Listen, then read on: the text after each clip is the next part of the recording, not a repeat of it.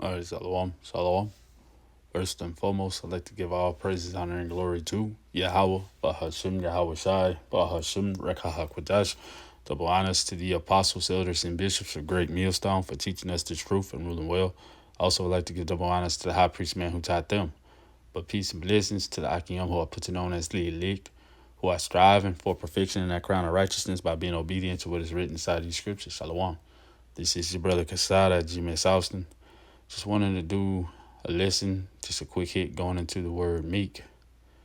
All right. Meekness is a requirement of the elect. That's called putting on as the elect. All right, I'm going to get some precepts, some scriptures, and preferably this will be edifying to the body. This is Colossians 3 and 12. It says, put on therefore as the elect of Yahweh, holy and beloved bowels of mercies, kindness, humbleness of mind, meekness, and long suffering, man. These are qualities, character traits of the elect. All right, kindness, operating in mercy, humbleness, of mind, not thinking highly of yourself at all, even if people giving you pats on the back and everything, just staying in that lowly spirit, understanding that, man, you're not saved until you're on the chariot. All right, so who are you in this world? Just a humble servant of the Most High as the elect, you know. So it says meekness and long suffering. So you long suffering in this world, doing what you have to do, understanding you're not of this world, but operating in meekness is a necessity in this world because the meek shall inherit the earth, as Scriptures talks about. So the Lord has given us, strict commandment for the most part, as it talks about in 2 Ezra chapter 7 and 19 through 20, on what to do and how to operate, all right, to escape or to avoid punishment. All right, we want to be found worthy at the end of the day to, when the Lord comes back to escape this judgment he's going to be pouring out. But this is Micah 6 and 8. It says, he hath showed thee, O man, what is good, and what doth the Lord Yahweh, Bahashim Yahweh shall require of thee, but to do justly, and to love mercy, and to walk humbly with Yahweh, thy power, man. So in this walk of ours, walking humbly, full of that mercy, it's a requirement when it comes down to it. Let's get this word and this etymology of this word in the Etymological Dictionary, meek. It says gentle or mild of temper, forbearing under injury or annoyance. All right? So each and every day we operating under injury and annoyance, being inside of Babylon the Great, seeing the things we see, just constantly vexed, So humble is a requirement, being humbled, it says of a woman. We're the woman of Yahweh Shah Mashiach, the house of Israel, the elect of the house of Israel. We're the bride in which the Lord is coming back to wed, man. We go out in the highways and hedges, we're bidding to the wedding. All right. And the elect, which is the elect of the house of Israel, which is the bride. But it says, drop down sense of submissiveness or being submissive, obedient, and docile. All right. This is how we operating, soft. And this is how you want your woman when it comes down to it. You don't want a strong, tough, masculine, butch woman. You want a submissive, obedient, docile woman. All right, a helpmeet when it comes down to it. One who's doing what they have to do, man. And this is the elect of the house of Israel operating in his meekness. At the end of the day, let's see. Get some more on this meek.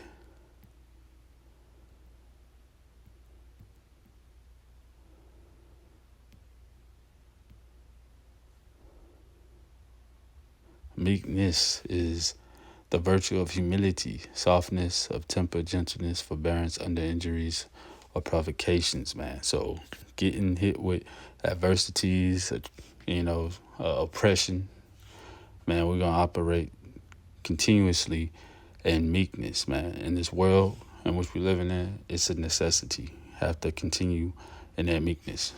And this is Ephesians 5 and 25. It says, husbands, love your wives, even as Yahweh Shai Mashiach also loved the church, man. And the church are the elect of the house of Israel. And gave himself for it. It says that he might sanctify and cleanse it with the washing of water by the word. So that's the true baptism. This word, which teaches us on how to operate and to be. It gives us that instruction, gives us the correction, the rebuke, and reproof, so we can be made perfect in the eyes of the Lord. So we know what to do. All right. 27 says that he might present it to himself a glorious church, not having spot or wrinkle or in such thing, but that it should be holy and without blemish, man. So be beautiful, beautified by this word, these scriptures in which the Lord has blessed us with, man. All right. And so operating in that obedience, the meek are the ones who are going to inherit the earth. This is Psalms 37:11. It says, but the meek shall inherit the earth and shall delight themselves in the abundance of peace, man. All right. So the meek are the ones who are going to inherit the earth ultimately. And they're going to delight themselves in that abundance of peace. When the Lord comes and establishes his kingdom on earth, man, it's going to be an abundance of peace, man. So all those who are operating in that meekness, that humility, submissiveness, that docile, humility, being submissive to what these scriptures is saying, man, they're going to dwell in that abundance of peace, which is the kingdom. All right. This is 2 Ezra 8:1. It says, and he answered me, saying, the Most High hath made this world for many, but the world to come for few, man. All right. So the world which we live in is made for many, but the world to come is for few. It says, I will tell thee a similitude, Ezra. This is the angel Uriel speaking to Ezra. As when thou askest the earth, it shall say unto thee, that it giveth much mold, whereof earthen vessels are made, but little dust that gold cometh of, even so is the course of this present world, man. So the dust that gold coming from are the elect. So it's little gold, it says, is made. All right. So even so is the course of this present world. It says there be many created, but few shall be saved, man. And those who are going to be saved are the elect for this world to come. So, man, we're out here in this world operating in that meekness, that humbleness, forbearing, being lowly, operating in humility, submissiveness to the scriptures. That's a requirement, all right, to inherit the earth, the kingdom. This is John 17:16. It says, they are not of this world. They are not of the world, even as I am not of the world, man. So the elect are in this world, but not of this world. All right. Our main goal or foresight is not focused on being in this world in the next couple of years. Now, we wanting to be delivered out of this world. All right. Yeah, grab this scripture right quick.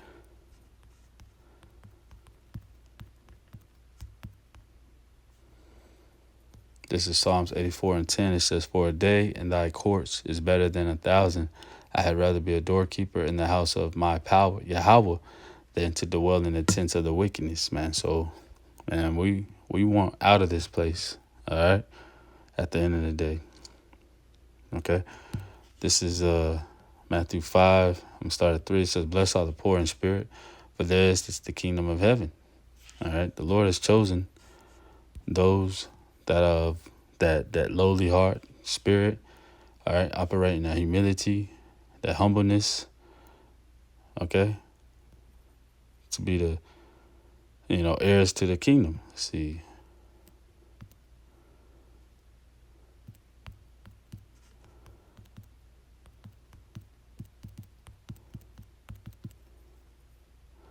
Right, 2 and 5. This is James 2 and 5. It says, hearken, my beloved brethren, have not Yahweh chosen the poor of this world, rich in faith, and heirs of the kingdom, which he hath promised to them that love him?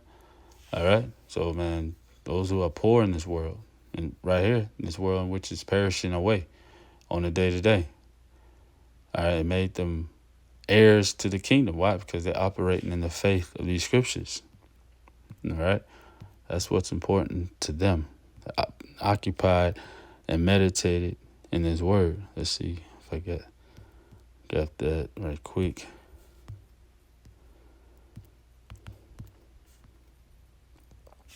It's the book of Sirach, Ecclesiasticus 39:1. It says, but he that giveth his mind to the law of the Most High, and is occupied in the meditation thereof, will seek out of the wisdom of all the ancient, and be occupied in prophecies, man. And while they're seeking out of the wisdom of all the ancient because they wanting to be a better person, wanting to know how to operate in certain situations, how to maintain that lowliness, that meekness and humbleness, you know.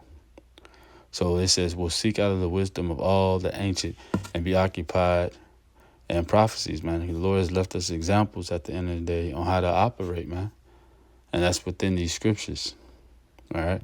So it says, Matthew 3:12 says, blessed are the poor in spirit, for theirs is the kingdom of heaven. Blessed are they that mourn, for they shall be comforted. All right. Blessed are the meek, for they shall inherit the earth. Blessed are they which do hunger, thirst after righteousness, for they shall be filled. Blessed are the merciful, for they shall obtain mercy. Blessed are the pure in heart, for they shall see Yahweh. Blessed are the peacemakers, for they shall be called the children of Yahweh, man. Those who are showed with the gospel of peace, bringing forth this message, this lesson, of godliness and how to operate and what's getting ready to happen on earth. 10 says, blessed are they which are persecuted for righteousness' sake, for theirs is the kingdom of heaven, man. So going through what we had to go through in this world, man, being persecuted on all sorts of levels. 11 says, blessed are ye when men shall revile you and persecute you, and shall say all manners of evil against you falsely for my sake. It says, rejoice and be exceedingly glad, for great is your reward in heaven. For so persecuted they the prophets which were before you, man. So these examples the Lord has left us, man. All right. And showed us that, man, what's getting ready to happen. Let's grab that right quick.